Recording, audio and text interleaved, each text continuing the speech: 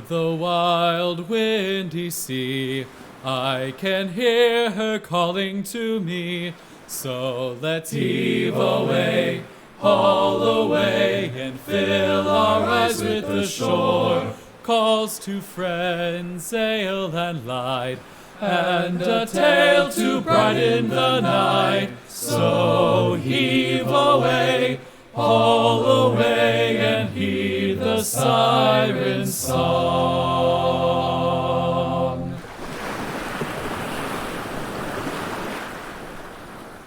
Hello, ladies and gentlemen, and welcome back to the Salty Siren podcast. As always, it's me, David Bradbury, and my co-host, Jack McFarling. This time we have a very good friend of the show and a former college roommate of Jack and I's, Mason Dickhut. Mason, how are you doing this evening? I'm doing very well. How are you, gentlemen? Quite splendid. Sure, we'll go with that. Well, all right. Our topic for today is actually, I don't know, because in a change of pace, I am not the one presenting. Jack has prepared a topic for all of us, and I only have the vaguest ideas of what it might be. Jack, do you want to give some of the same hints to Mason to see if he can guess the topic? Yes, so I will give me and David talked briefly of this last night. I will give you, Mason, the same spiel I gave David. So, just off the top of your head, give me some, famous World War II heroes or commanders, just off the top of your head. Oh, World War II. Dear Lord. It's been a long time since I've been in history class.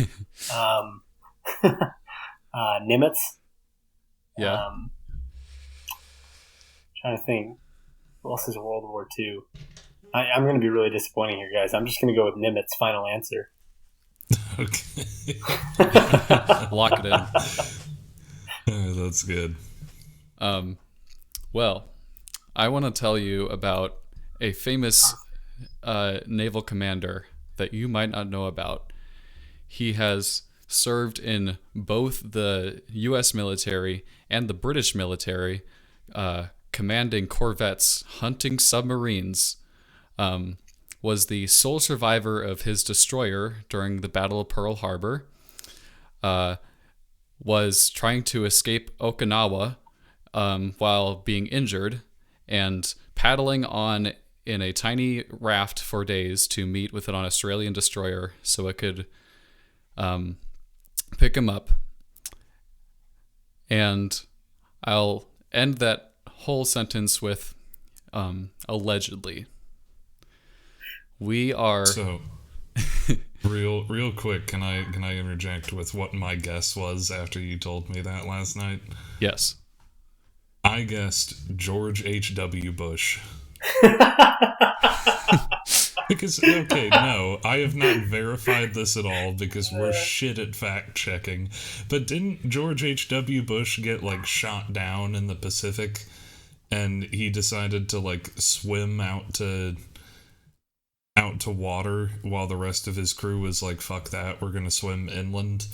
And his crew, got murdered by the Japanese and he got picked up and survived. Whoa. Is that not a thing? Am I making that up? I have no idea. I have literally no clue. I swear that was the story for one of the U.S. presidents, and I'm pretty sure it was George H.W. I mean, someone's going to listen to this at some point and be like, no, that's just completely wrong. But, anyway, Jack, who are we talking about today? We are, of course, talking about Lafayette Ron Hubbard, the founder of Dianetics and Scientology. No shit. Good Lord. Okay. L. Ron Hubbard. I knew he served in World War II. But all right. Okay. Yeah, so I'm going to spin you this yarn, and then we'll take that yarn apart and see where the bullshit begins and ends. I imagine there's quite a bit of it. Yeah. So, all right, take us away. Let's start with some backstory on L. Ron Hubbard. He was born in 1911 in Tilden, Nebraska. He is the only child of Ladora May and Harry Ross Hubbard. Ladora was a teacher, and his father was a U.S. Navy officer, which probably is why he is L. Ron aspired to be an officer in the Navy. Okay. They were a military family, so they traveled around a lot. His father and his family, as well as L. Ron, I'm just going to start calling him LRH. They've been around the U.S. and overseas. For a while, his dad was stationed in Guam. Just kind of traveling to and fro. When he was a young man during this traveling period, he was writing a lot of short stories and essays that would eventually become his more famous literature that became Dianetics and the founding of Scientology.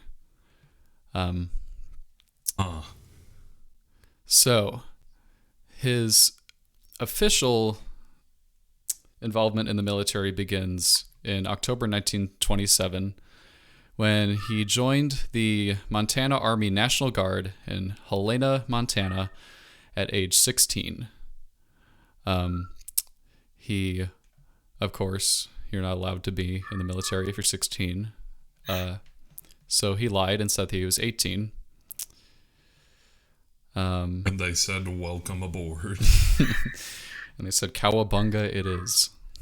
1927. There's no real birth certificates. When did birth certificates become a thing? That is an excellent question. That we're not going to bother to look up. Continue, Jack. Yeah, so not much happened there with the National Guard. He served as a private in the headquarters company of the 163rd Infantry. Next, this is the end of 1928. He failed the Naval Academy entrance exam. Bummer. Yeah, that's rough. Then in September 1929, he was studying at a prep school to do a second attempt for the entrance exam. And his eyes got bad. He got diagnosed with myopia. And that precludes him from enrolling in the Navy or the Naval Academy. An interesting quote from him in response to that, as an adult, he wrote a note to himself, and he says, quote, "Your eyes are getting progressively better. They became bad when you used them as an excuse to escape the Naval Academy," end quote. So he's saying, like, my eyes were never actually bad. I just kind of didn't want to do it at the time, and so used it as an excuse. I think part of what he's saying is that because he wanted to, I think he's saying he subliminally wanted to escape the Naval Academy, so his eyes got bad. His body willed it to be so. Okay, so the infinitely more crackpot version of what I said. Thus begins his lean into Scientology. Oh, good God. His nosedive, rather. Okay, alright, so he willed his eyes to be bad, and then I'm assuming he willed them to get better because he claims to do all this stuff in the Navy, so what next? That is absolutely correct, because in May 1930, he joined the Marine Corps Reserve 20th Regiment. When Hubbard was asked why he joined the service, he said, quote, "A little recreation. Life was dull. Fellow came up to me and says, 'The Marine Reserves are organizing a 20th Regiment. Why don't you come on down?'" End quote. I mean, fair. That's the most Captain America bullshit I've ever heard. I mean, I don't know. If I was living in like 1920s fucking Montana and someone was like, "Hey, you want to go to another country and possibly die?" I'd be like, "Well, that beats being here." That beats Montana. Yeah. You know what? Any listeners in Montana, go fuck yourself. A fair point. Not really. Please keep listening to us. Based It's all in jest. All right. So then next, so bit of notes about his time in the Marine Corps Reserve. There's a dubious claim about his being rapidly promoted through the ranks to first sergeant. Apparently, this is because a newly formed unit, or this unit was newly formed, and the superiors were trying to find, quote, anyone else who could drill, end quote. So, LRH claims that he was rated excellent for military efficiency, obedience, and sobriety. Whatever that means. So he was lame as shit and never drank. Only drinks on Fridays when he's allowed to. Well, I guess it's the 20s. It was technically illegal at that point. We Kansas Cityans were privileged in that Pendergast just did not care, and it was basically legal to drink here. It was 1930, so maybe that was over. I don't remember. You know what? We claim to be a history podcast. I'm at least looking this part up. When did Prohibition end? 1933. Okay. It was still Prohibition. Well, that rating makes a lot more sense now. I mean, but also L. Ron Hubbard seems like the kind of lame-ass bitch to not drink when he had the opportunity to. Right. So, all right. No drinking, good no drilling. drinking, good drilling, excellent military efficiency. In October 1931, he was honorably discharged, along with the annotation, quote, "not to be re-enlisted." Interesting. No other details on that? Just... That was it. All right. Okay, that's fine. Interesting. All right.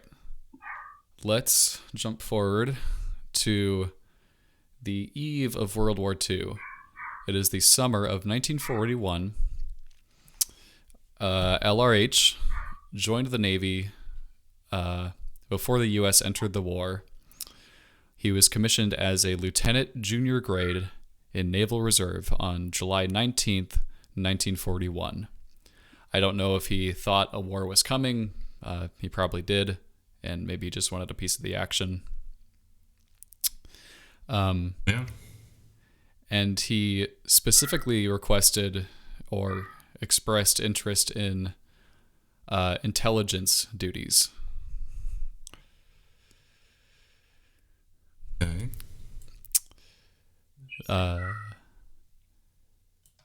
Then, 1941, December, Pearl Harbor was attacked, and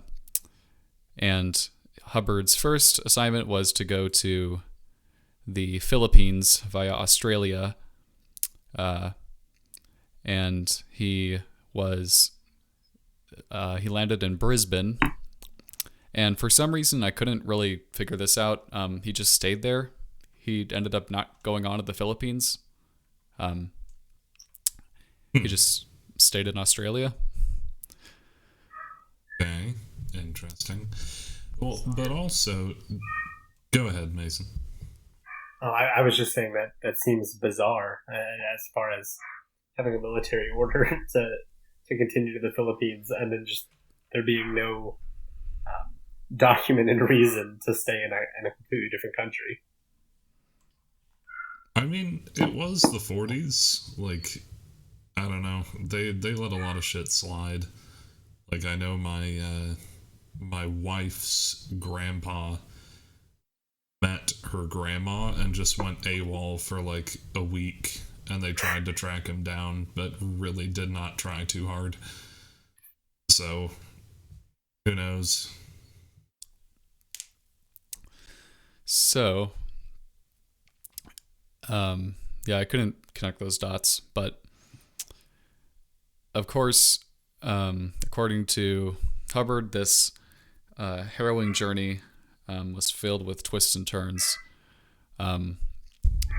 According to him, quote, the only anti-aircraft battery in Australia in 1941 to 42, ellipses, he has a really weird way of speaking.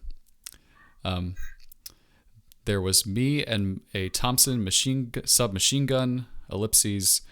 I was a male officer, and I was replaced, I think, by a captain, a couple of commanders, and about 15 junior officers, end quote.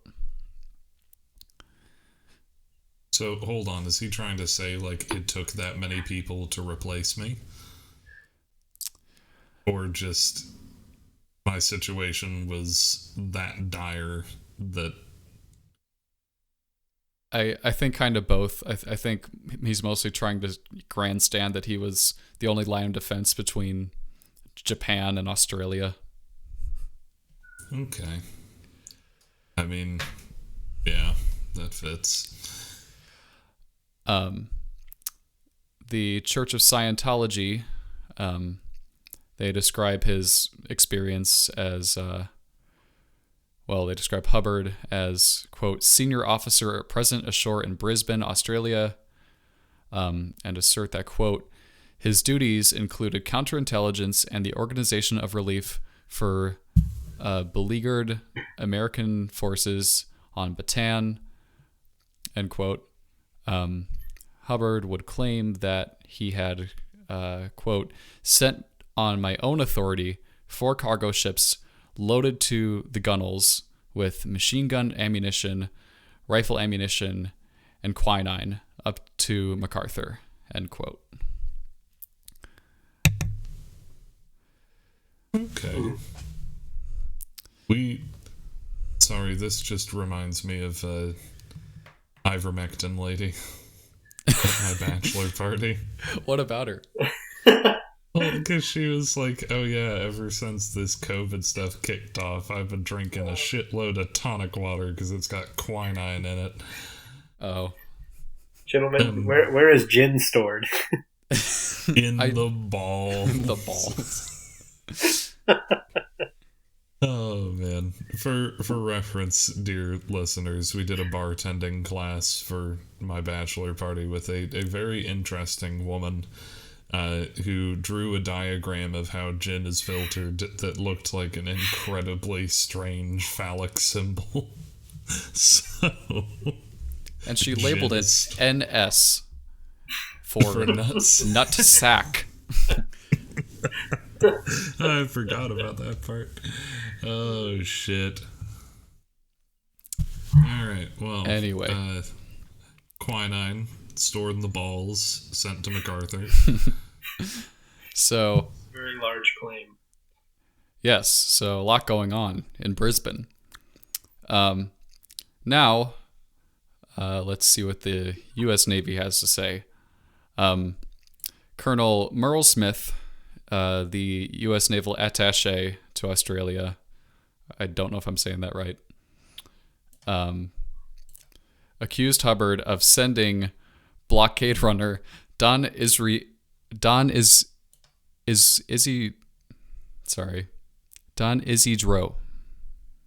that ship, quote, 3,000 miles out of her way, end quote.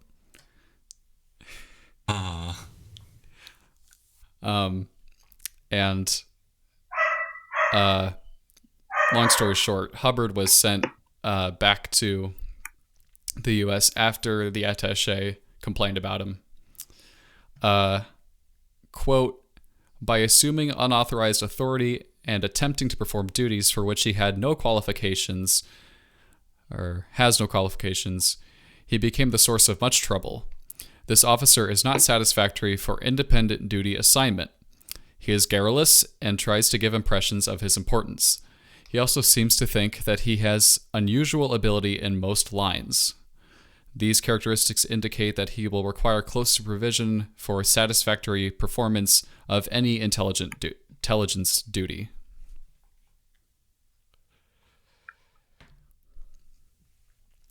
So, at this point, he has been discharged with an intent for him never to be reinstated into armed forces, and now a commanding officer has said that he needs to be supervised at all times because he's a little crazy.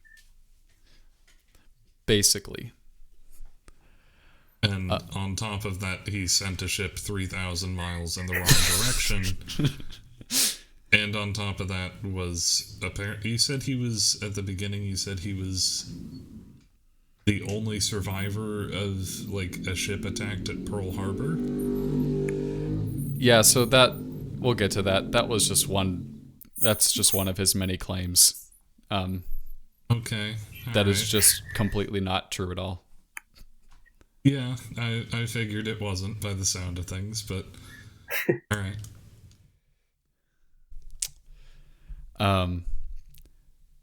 Of course, covering his bases, Hubbard also gives many alternate stories of why he returned to the U.S. after this incident. Quote, wrote himself orders to come back home because the danger in Australia was gone. He had thwarted it. Oh. Yeah. Okay. And yeah. And the Church of Scientology claims, so I got this wrong in the intro. They claim he went to Java, the island, where he was wounded, and scrabbled aboard a tiny rubber raft, which he paddled out to meet an Australian destroyer to pick him up and, get back to the U.S. So his one claim is that it was his idea to come back to the U.S., and the other is that he was, forced to or something.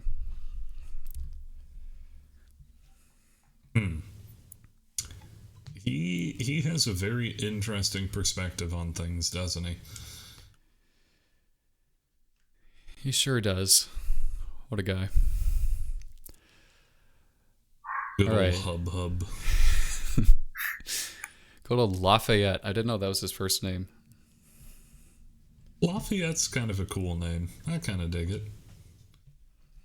I mean, it sucks that it's attached to Lafayette Ron Hubbard, but, that's a neat first name.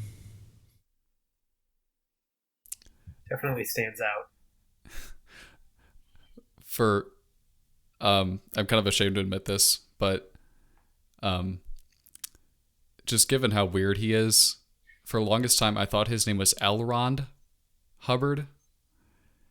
As like in the thing from fucking Lord of the Rings. Because I was like, he's a really weird guy, so I wouldn't put it past him to be named Elrond. If you look it up, in 1911 in Montana, the second most popular boy's name was Elron. Well, Oh, God. Man, I mean, maybe he was L. Ron Hubbard and then read Lord of the Rings and was like, damn, this is sick, and changed his name to Elrond. You never know. You never know. Oh, man. All right. So that kind of concludes the Australia chapter. Let's jet over to the East Coast for his next assignment. So in March 1942, he was assigned to the office of the cable censor in New York City. And he was promoted along with a batch of other lieutenants of the same rank to lieutenant senior grade. This is the highest rank he would hold in the service. I don't know if he did anything to get this promotion. I think they just kind of did that a lot during this time. But in June 1942, he requested sea duty in the Caribbean, and instead they sent him to a shipyard in Massachusetts. That's I don't know, maybe that's not so respectful, but I was gonna say, that sounds like a respectful way of being like, yeah, no, dude. No, we're not putting you on a boat. Yeah. Massachusetts seems like, how can we keep you under the most supervision we possibly can while allowing you to remain enlisted? Yes. So, in the shipyard in Massachusetts, we find the fishing trawler, the MV Mist, which was a ship being converted to military use. During this time, there were numerous fishing vessels being commandeered and redesignated as YP boats, which basically civilian boats that defend coastal waters from enemy subs.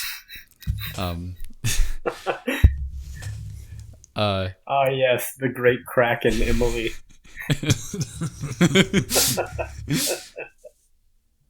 Fear her.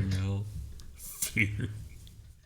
I'm just imagining, like, our friend Emily just out there sinking ships.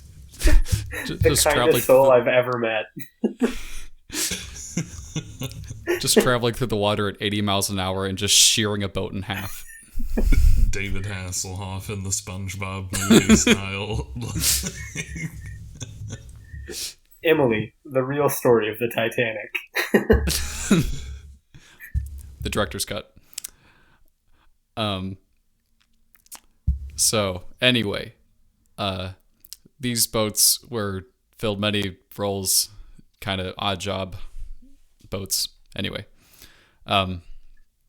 the Mist was commissioned as the USS YP-422 on July 28th, 1942. It was fitted with a 3-inch deck gun and 2 .30 caliber machine guns. It was put to sea in August for a 27-hour training exercise, which Hubbard was a part of. And that is the end of his history with this ship.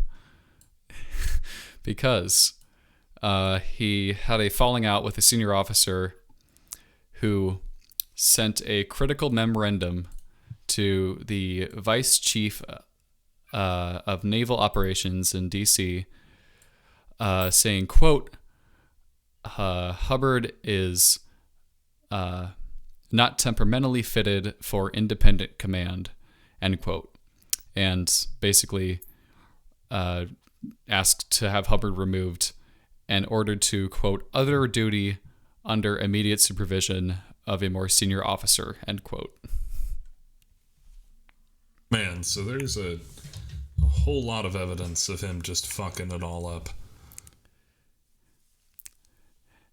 Yeah, all of his COs are just slam dunking on him and sending him elsewhere. But it was a war, so I guess they didn't feel like getting rid of him. Yeah, I mean every helping hand. Yep. Stuff. So, Hubbard lost command on October 1st, 1942, ordered back to New York, and this ended his Atlantic service. So, let's listen to what the Church of Scientology relates as the events. Strap in. According to them, Hubbard, quote, took command of an anti-submarine escort vessel with Atlantic convoys, end quote. In a 1954 lecture, Hubbard asserted that he had been sent, quote, to Boston in the very early part of the war to take command of a corvette, end quote, which is a much bigger ship than the one that I just described. Okay.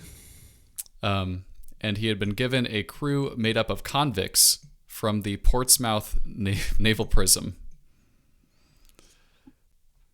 An interesting flavor on that story. He's claiming this. Yes, his crew was a bunch of convicts. This is his claim. Okay. I fail to see how this makes him more badass, but okay. I guess that he was mom to all these wily boys, but I don't know. He goes on. He says that he was posted aboard, quote, corvettes, North Atlantic, and I went on fighting submarines in the North Atlantic and doing other things and so on. And I finally got a set of orders for the ship. By that time, I had the squadron, end quote. The squadron? Yes, the squadron. Okay. Thoughts, Mason? I think this might be the first public use of squad to describe the boys going out on the town. Then I had command of the squadron, which was me and several other drunks in my part of the Navy.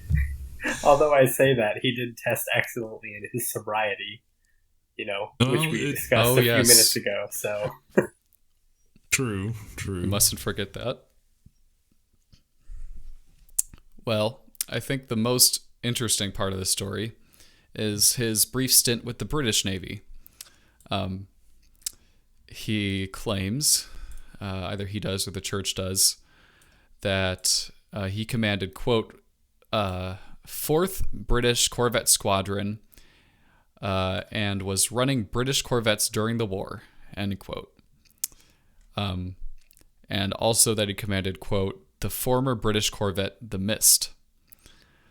So he is claiming that the fishing trawler that they repurposed into a fishing trawler with a gun on it as a British corvette. Interesting. He doesn't do the best job of covering his tracks or fact-checking himself, does he? No, not really. I guess it become quite powerful when you just don't give a shit. It is worth noting that the only British naval vessel named the Mist was an Admiralty drifter, one of a number of small wooden vessels constructed for the Royal Navy in 1918. So.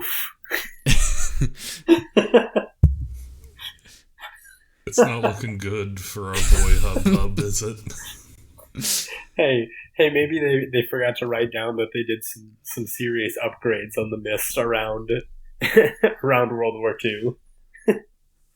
Oh, all right. What happened next in Hub's chronicles? More nonsense. He claimed that he sustained wounds, quote, aboard a corvette in the North Atlantic, end quote. So there's a biographical profile that the church published in 2008, and it asserts Hubbard, quote, served with distinction in 4 theaters and was highly decorated for commanding corvettes in the North Pacific. He was also grievously wounded in combat and lost many a close friend and colleague, end quote. So did he just straight up change which ocean he served in? Yes.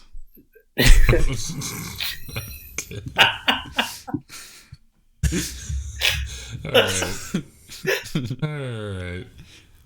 Listen, the Chadness is only beginning. Which is funny because I was about to call out when you first said North Atlantic. I was like, I wonder what was going on in the North Atlantic. You know, the Pacific was much more the front for naval warfare. Right. So pivoting back to reality, he got fired from his job piddling around in a fishing trawler. In November of 1942, he was sent to submarine chaser training, or sent to the submarine chaser training center in Miami. He took a, get this, 10-day anti-sub warfare training course. Certified. Pretty So, then. Who runs this course and what is the certification? Do we have any info on that? If I had to guess, probably his camp counselor Johnson. I don't know. It seems like maybe it's 240 straight hours of information. You know, maybe it's 10 straight days. They don't let you sleep. You can't sleep when you're tracking a submarine, David. Yeah, they just like hold your eyes open and flash images of U-boats at you until you know you can be one with the submarine. Let's be honest, it was just a 10-day battleship tournament. It was just a LAN party for World of Warships. Dude. Oh, I won't even go into that tangent, but don't play World of Warships, kids. Don't do it. All right. So, what's our boy Hub doing now? So after his anti-sub warfare summer camp, he was sent to a shipyard. This is January 1943. Sent to a shipyard, Albina Engine and Machine Works in Portland, Oregon. So quite the trip. Where he was to take command of the subchaser USS PC 815 when she was commissioned. Kind of surprising to me, given his track record. That's the official record? Yeah, this happened. What the fuck? All right. Okay, how's he do with it? How is his command? So, this is probably the most exciting chapter of his and the most meme machine chapter of his career. So the PC-815 was a 173-foot steel-hulled subchaser, and it was commissioned on April 21st, 1943, with Hubbard in command and Lieutenant Thomas Moulton as the ship's executive officer, basically the first mate. Did the first mate also certified in the 10-day submarine chasing course? Yeah, they were bunk mates. They did they did the little skit at the end of the camp together. Yo, Ron, wouldn't it be sick if we hunted submarines together? Yeah, I have no idea. Thomas Moulton seems much more qualified than Hubbard, based on what I've read. So I don't know. But the so when the PC-18 can't get that right. When the PC-815 was commissioned, it was sent to San Diego to commence its shakedown cruise, which means just a period where the ship is being tested in real life. And apparently, is that where they play limbo on the poop deck, or? Yeah, you gotta check the structural rigidity. Honestly, all of this is hilarious by just imagining L. Ron Hubbard doing all of it. Like, all of it just takes on this weird, absurdist quality of, like, yeah, and then L. Ron fucking Hubbard took the submarine hunter out and put it through its paces. Yeah. And fun fact, the shakedown cruise, where that meaning might come from is the need to settle or to literally shake down the ballast in the hull of the ship to make sure it's level in the water. Huh. Fun fact. Fun indeed. One of few facts in this episode. All right, so in the early hours of May 19th, 1943, PC-815, its sonar detected what the crew thought was an enemy sub off Cape Lookout, 10 or 12 miles offshore. So, you know, Mr. Worf, red alert.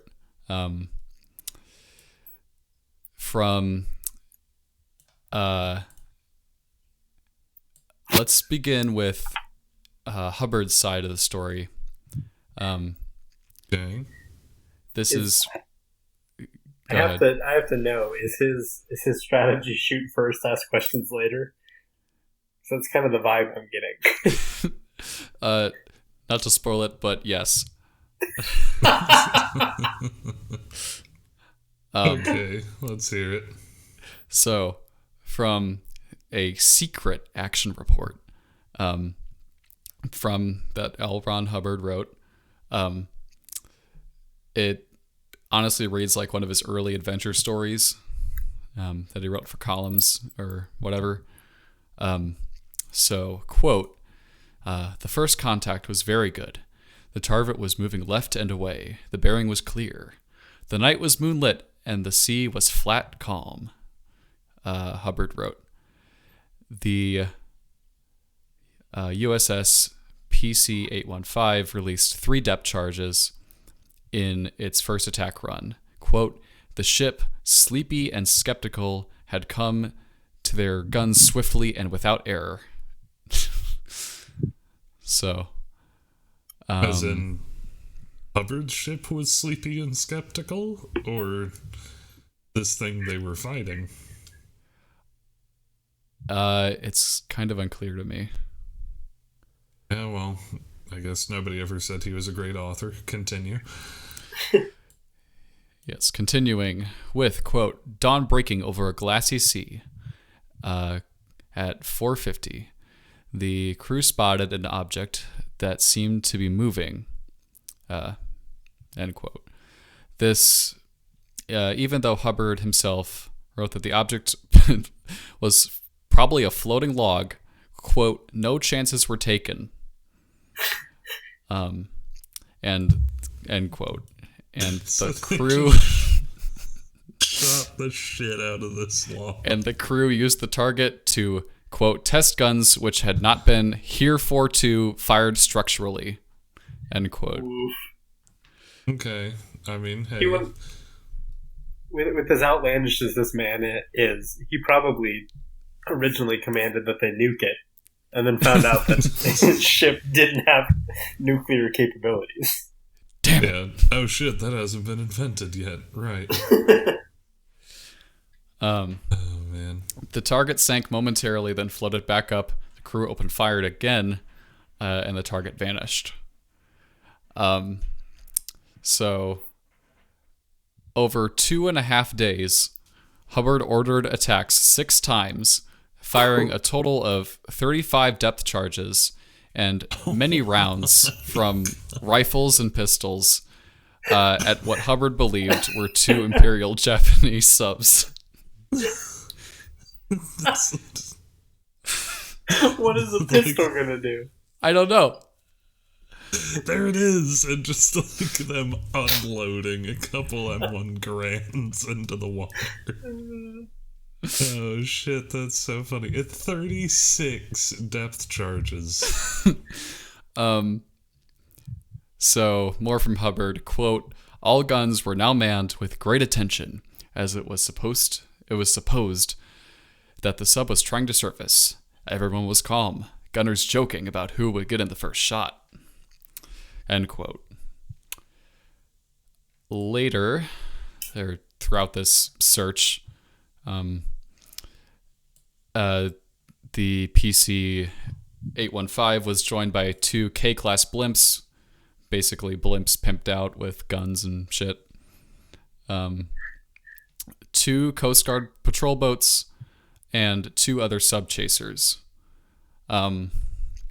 One of these sub-chasers was bigger than the PC-815 and did not fire a single depth charge. Okay. And Hubbard severely reprimanded the captain of that chaser for not laying down all of its depth charges or resupplying PC-815. They were probably like, all right, well, this is your fuck up, dude. We're just going to let you keep going with it. So, they didn't find shit. Surprise, surprise. Hubbard's 18-page report claims they intended to force the sub to surface and attack with the boat's surface guns.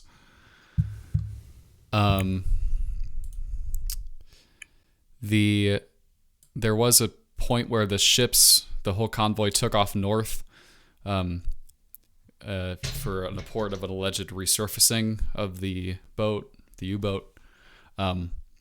It wasn't. It was just a fishing boat. Then...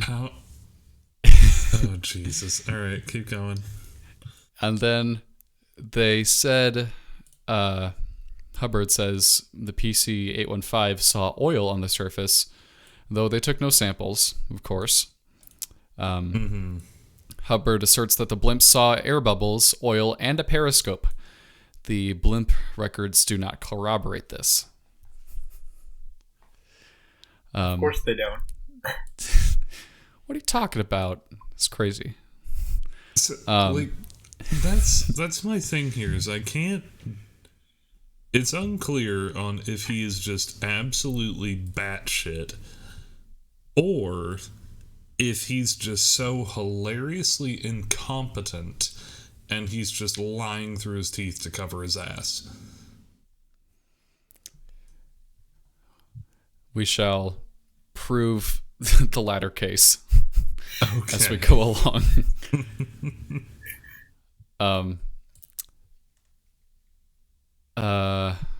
More quotes from Hubbard. Quote, every man on the bridge and flying bridge then saw the periscope moving from right to left, rising up through the first oil boil to a height of about 2 feet. The barrel and the lens of the instrument were unmistakable. End quote. Both gunners, this is more from Hubbard, both gunners fired straight into it from a range of about 50 yards, and the periscope, quote, vanished in an explosion of 20 millimeter bullets. Good God. Okay. I can't do anything else but laugh. And the best part of this is also imagining that they're like the only people doing anything.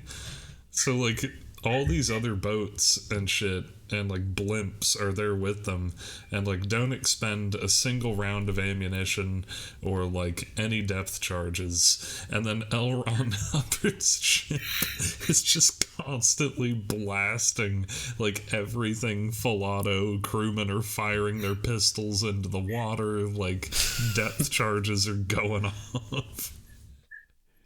Oh, good Lord. Yeah, it's just like 8 dudes watching a man flail his arms.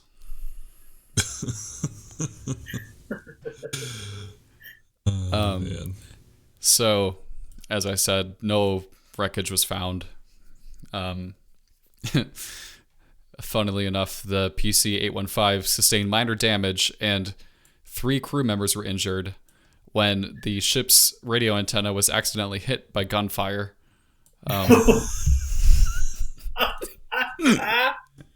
There is no way. They fucking sawed off their own radio antenna.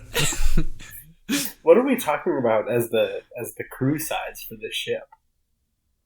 Do we have any idea? 173 feet. Okay. I don't know. I don't think I know enough to even make an educated guess, but I mean, not a huge ship.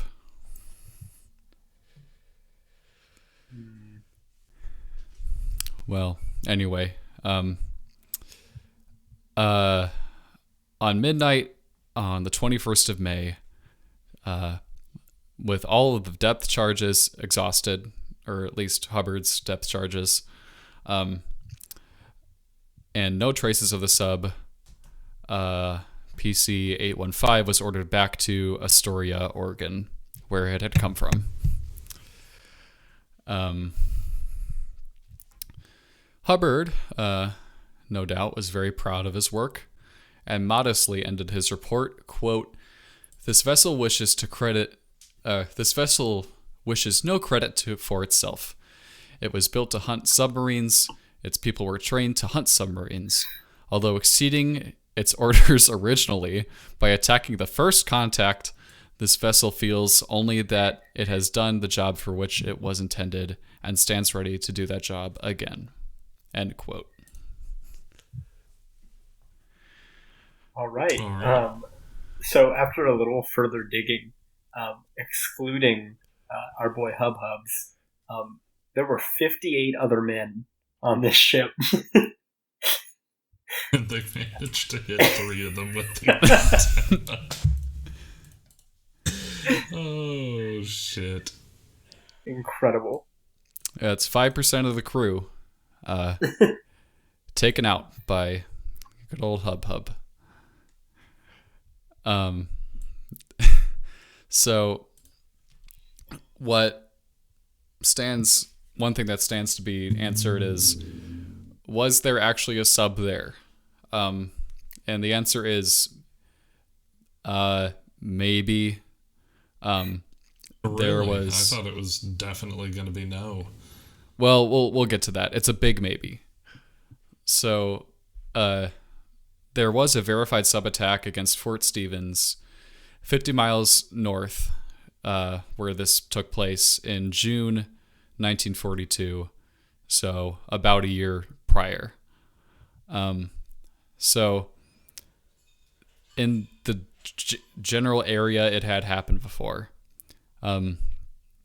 Hubbard, still claims, quote, definitely sunk beyond doubt, end quote, one sub and critically damaged another. Of course, that view is not shared by his superiors. After reviewing the action reports and interviewing Hubbard and all other commanders present, Admiral Frank Jack Fletcher noted, quote, an analysis of all reports convinces me that there was no submarine in the area. Lieutenant Commander Sullivan states that he was unable to obtain evidence of a submarine except one bubble of air, which is unexplained except by turbulence of water due to a depth charge explosion. The commanding officers of all ships, except the PC-815, state they had no evidence of a submarine and do not think a submarine was in the area, end quote. Fletcher also noted that there was a, quote, known magnetic deposit in the area in which depth charges were dropped, end quote.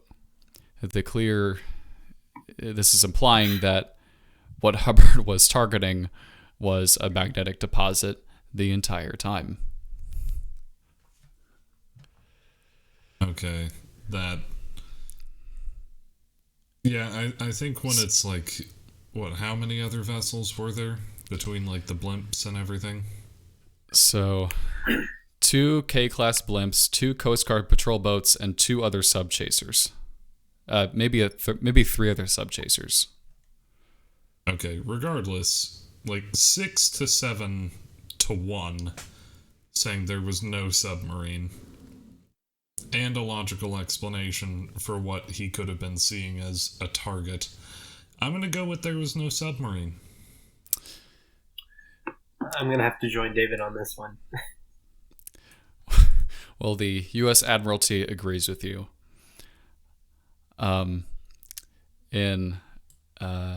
However, in a lecture Hubbard was doing for the church, quote, I dropped the I-76, or the Imperial Japanese Navy Trans-Pacific submarine, down into the mouth of the Columbia River, dead duck. And it went down with a resounding furor. And that was that. If we fact check this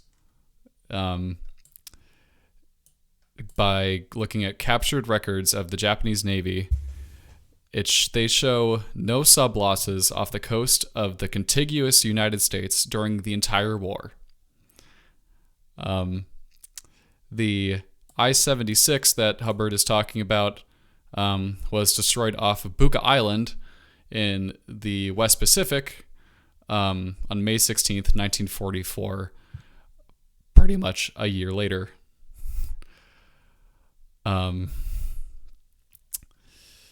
This is the weird part. Hubbard's crew, however, they were very loyal to him, and they shared his conviction that they had engaged an enemy submarine. His second in command, Thomas Moulton, later asserted that the Navy had hushed up the incident, fearing that the presence of Japanese subs so close to the Pacific coast might cause a panic. So, we'll let you, the listener, make up your mind about it. Maybe, could be, but probably not. Yeah, I mean, I'm probably pretty biased because, it's L. Ron Hubbard, but really don't think there was a submarine there. Like, if the Japanese say there wasn't a submarine there, and if 6 to 7 other vessels say there wasn't a submarine there, and there was an explanation for why, all his stuff was showing something down there, and there was a single air bubble, I feel like there wasn't a submarine. But maybe that's just me. Maybe you, the listener, are completely convinced that the father of Scientology killed a submarine that was confirmed sunk in a different location a year later. But who knows? Okay, so that puts a close on the probably Hubbard's most famous battle. We will. It's kind of downhill. It doesn't get as exciting after this, but there is still some fun things to talk about. So, oh sure. After returning to Astoria, Hubbard was, of course, ordered off that ship, and ordered to, or no, he was not ordered off the ship yet.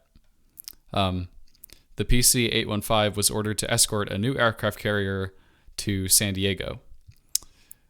On June 28th, 1943, Hubbard ordered his crew to fire 4 shells from the ship's 3-inch gun and a number of rifle and pistol shots in the direction of the Coronado Islands, which they were anchored by for the night. So what Hubbard didn't realize is that these islands belonged to Mexico, an ally of the United States.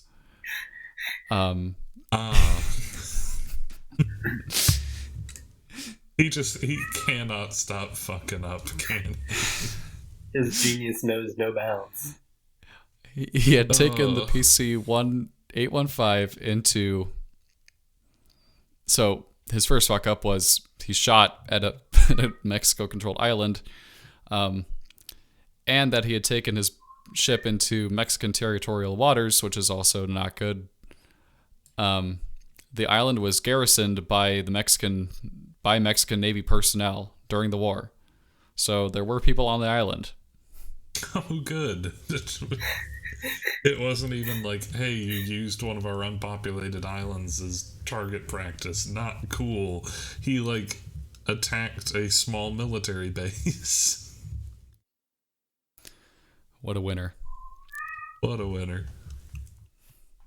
The Mexican government complained about this 2 days later, and soon Hubbard found himself before the Naval Board of Investigation in San Diego. He was found to have disregarded orders by unsanctioned gunnery practice and violating Mexican waters. On July 7th, 1943, he was reprimanded and removed from command of the PC-815. So sad. So sad. Who will assault Mexico now?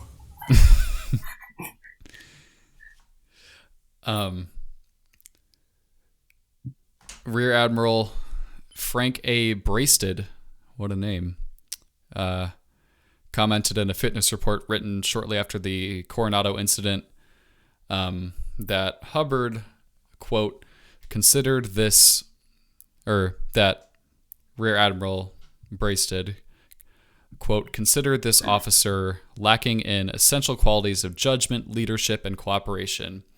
He acts without forethought as to probable results. He is believed to have been sincere in his efforts to make his ship efficient and ready, not considered qualified for command or promotion at this time. Recommend duty on a larger vessel where he can be properly supervised, end quote. What? So, something about supervision comes up in every single quote from us as superior. They're just like, watch this man. Do not let him out of your sight. He needs a babysitter.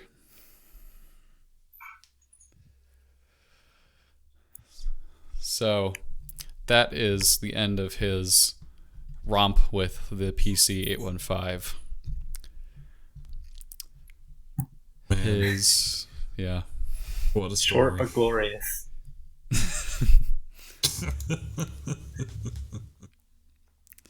Oh, man.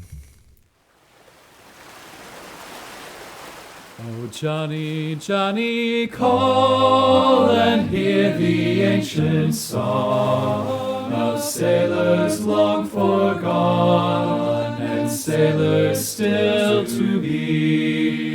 A sweet and solemn tune spoke gently by the tide. Oh, Johnny, Johnny, fall, join the song.